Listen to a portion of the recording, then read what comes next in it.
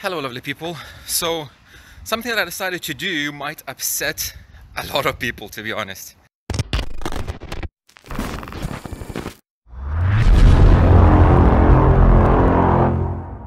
So recently I published a few videos about starting to measure the amplifiers and their performance, and the actual performance, which I mean like THD and like crosstalk and that kind of stuff that nobody else measures. Somebody jumped in as well on those measurements from America. His name is Bradley. I don't know if he's gonna be if he'll want to reveal himself. We were exchanging some measurements and like thoughts and everything, how to approach this thing, and we discovered something I don't want to say disturbing, but something that might upset quite a few people. Some brands, their performance is not as good as you would think, and I was expecting this as well. And the thing is, like, my thinking about this is that people should know everything that describes like a piece of gear, because car audio is full of myths, old dogmas, and more what people think, people personal experiences, and not enough actual data. And the data is what is missing, and the data is what I would like to provide to everyone. So huge disclaimer: all these measurements that me and Bradley are gonna do, we're gonna use same equipment. So the good thing is he's in America and he is an AB class guy and I'm a D class guy, so we have access to very different amplifiers, to very different gear, but we're gonna try to standardize the measurements how we do. So we just want to make sure that all the measurements that we are doing, we're gonna do them in exactly the same way, so they're gonna be for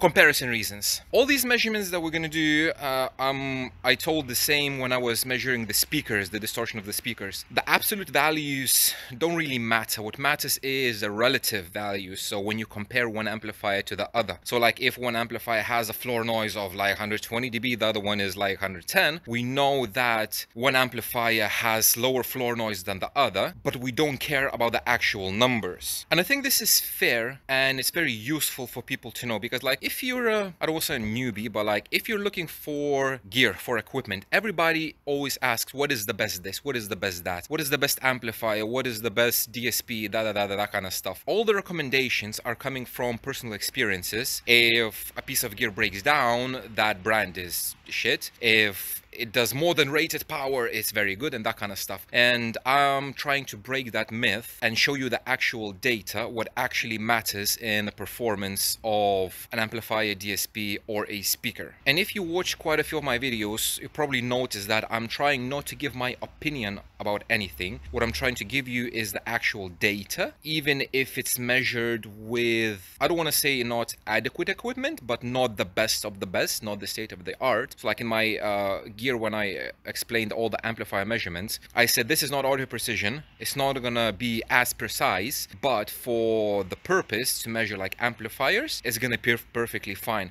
So I cannot emphasize this enough. It's what I measured. I have no bias towards any piece of gear. Like, yeah, I like Alpine stuff and that kind of stuff, but like measurements don't lie. Human perception, how the thing sounds like, it's personal, it's psychoacoustics. It can be influenced by many factors, because same piece of equipment, even your tune on different days can sound different to you personally. But measurements, if you're gonna take them in America or you're gonna take them in the UK, they're gonna be exactly the same and they don't depend on anything. So measurements show the actual performance, and that's what I'm gonna try to show. So if by any chance we're gonna be testing some piece of equipment, some brand that you really like, you hold it in very high regard, and you think it's the best of the best, and measures poorly, don't get mad on me or on Bradley because we took the measurements, because it is what it is, you know. And my attitude towards all of this is just it. I'm not in the industry, I'm not tied to anyone. If stuff that I do upsets people, let it be, just because the truth gets to go out. We have to tell the truth to the people, you know. So yeah, don't